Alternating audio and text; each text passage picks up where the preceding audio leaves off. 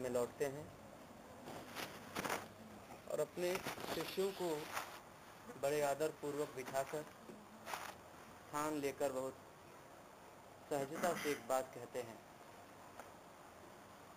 किसी का मन तोड़ना बहुत आसान है, किसी का विश्वास तोड़ना बहुत आसान है,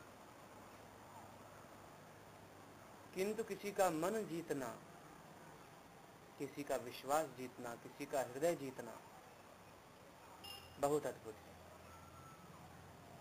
और ऐसा व्यक्ति जो मन, विश्वास और हृदय को जीतता है, यह व्यक्ति मेरे लिए भी वंदनीय है और आपके लिए भी वंदनीय है। कहने में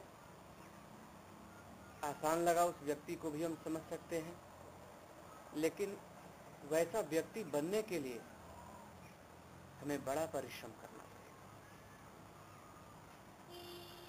एक तरह से उन्होंने दूसरे छोर के अंत को बोल दिया।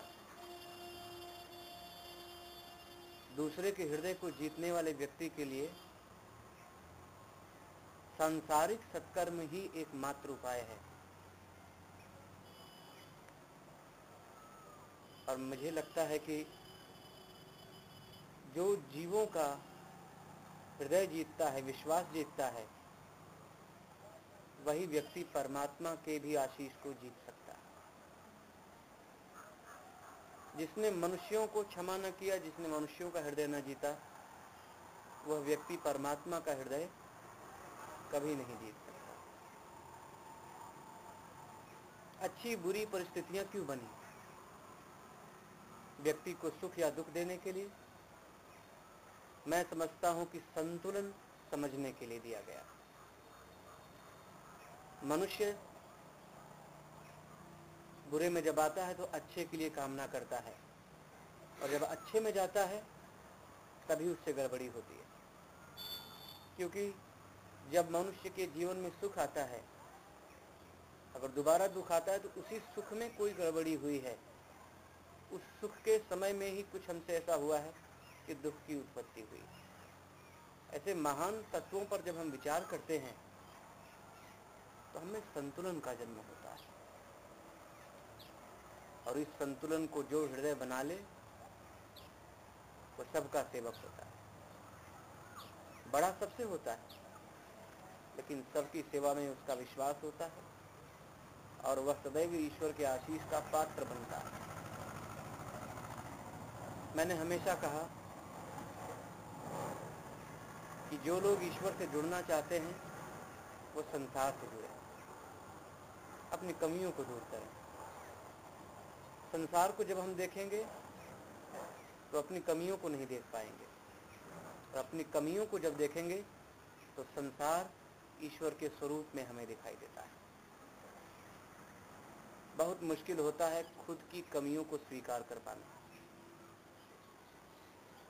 मनुष्य अपने पराजय को किसी दूसरे के ऊपर जब टाल देता है, वह मनुष्य बहुत बुरा होता है।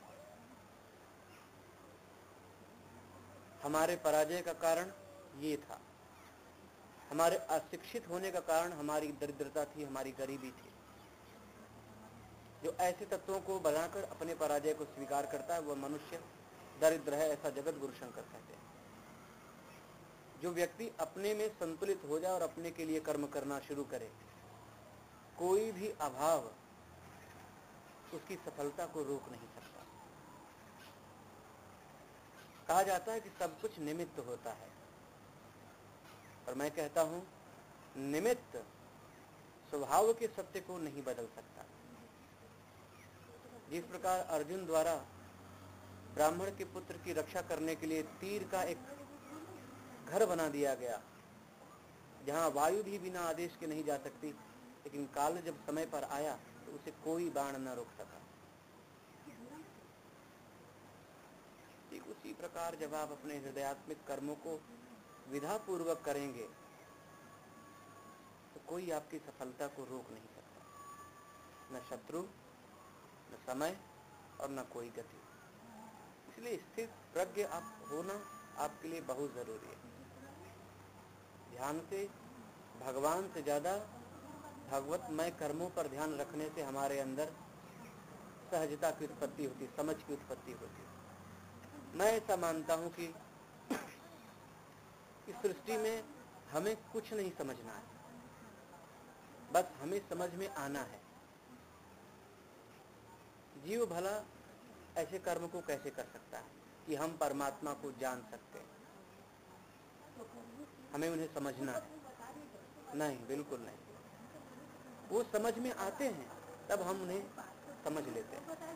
वो जब नहीं समझ में आते तो लाख प्रयास के बावजूद भी हम उन्हें कभी नहीं समझ सकते। तो सब कुछ केवल हृदय में घटित होगा, उसको ठीक से समझना होगा। अच्छा बुरा, उत्तम अनुत्तम, सब कुछ समय पर आएगा। उसको समझो, बस समझने की कोशिश करो। आप उसको कर नहीं सकते, यह निमित्तता के अर्थ को स्वीकार कर लीजिए। जब उनकी कृपा होती है, सारे के सारे प्रयास, सारे के सारे गलत सलत जो भी प्रयास है सब सफल हो जाते हैं। कि उनके अनुग्रह को प्राप्त करना ही बहुत बड़ी बात होती है। मनुष्यों में ये बात बहुत प्रचलित है, हमारी पड़ोसियों की वो बहुत ज़्यादा सुनते हैं, मेरी तो सुनते ही नहीं कभी। सुनते हैं वो, लेकिन आप कुछ ज़्यादा सुन रहे हैं। आप परमात्मा में ध्यान कम, लेकिन पड़ोसी के यहाँ ज़्यादा ध्यान लगा रहे हैं कि उसके यहाँ आ क्या क्या रहा है और जा क्या क्या रहा है। आपका ध्यान तो पड़ोसी की तरफ ज़्यादा है, परमात्मा की तरफ कम और अपने ऊपर भी कम है। इसलिए आपके यहाँ कम और उनके यहाँ ज़्यादा है। पड़ोसी के बारे में सोचना छोड़ दीजिए, अपने अंदर के दुर्भाव को छोड़ दीजिए, वृद्धि उसी क्षण आपके यहाँ से शुरू होना शुरू हो जाएगी। हम कहाँ हैं? हम तो पड़ोसी के घर में, और पड़ोसी निश्चित भगवान के यहाँ होगा। जरूरी नहीं है कि वो आपके बारे में बुरा सोच रहा होगा, लेकिन ये तो तय हो गया कि आप बुरा सोच रहे हैं। यहाँ तक कि भगवान के न्याय को भी आप गलत ठहरा रहे हैं कि आप गलत व्यक्ति को दे रहे हैं, सही व्यक्ति को कुछ दे ही नहीं रहे। सही कौन है, गलत कौन है, इसका फैसला ईश्वर करेंगे, न्याय वो करेंगे। हाँ, हो सकता है कि न्याय में थोड़ी सी देरी हो जाए, लेकिन जब न्याय आता है तो जिसके प्रति होता है ईश्वर उन्हें संतुष्ट करता है, न्याय के प्रति संतुष्ट करता है, काल के प्रति संतुष्ट करता है, स्वभाव के प्रति संतुष्ट करता है। इसलिए क्या व्यर्थ हो रहा है, क्या व्यर्थ नहीं हो रहा है, इसकी चिंता किए बगैर आप लोग अपने उद्देश्य और अपने कर्मों के लिए प्रयास करें। बाकी सर्वोत्तम विधान जो ईश्वर जानता है, उसके द्वारा आपका संरक्षण और आपका जीवन सुरक्षित बने, मैं प्रार्थना करूँगा। भगवान दुर्वासा ब्रह्मज्ञानी हैं। इस काल में भी जहाँ कलयुग चलता है, जहाँ कलयुग के नाम से लोग धर्म से भयभीत हो जाते हैं, आज भी वो गौ की उसी प्रकार सेवा करते हैं जिस प्रकार अपने गुरु की करते हैं। जब सेवक झुक गया तो भेद खत्म हो गया। दुर्वासा गौ की सेवा करते हैं मानो कि गुरु की सेवा करते हैं। गुरुदेव से पहले जब गौ जग जाती थी, गौण पादाचार्य के पहले, गौण पादाचार्य भगवान विश्राम करते थे, गौ बोलती थी, गुरुदेव की निद्रा टूटने से पहले भगवान जगत गुरु की निद्रा टूट जाती थी, और दोबारा वो न चिल्लाए, इसलिए जाकर पूरे समय उनकी सेवा करते थे ताकि गुरुदेव की निद्रा न टूटे। निद्रा का उन्होंने ध्यान रखा, गुरु सेवा स्वयं हो गई। अपने सेवकाई का ध्यान रखिए, सेवा तभी होगी। गुरुदेव की हाथ पैर दबाकर या उनके उपासना करके या आरती गाकर उपासना थोड़ी होती। उनके संतोष का कारण, उनके सुख के कारण को संभालना, यही हमारा दायित्व होता है, और उसी दायित्व से फिर सेवा भी संपन्न हो जाती है। प्रसन्नता पूर्वक ईश्वर का ध्यान करिए।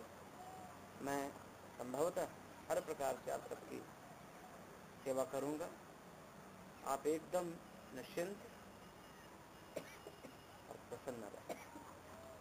ओम नारायण हरे।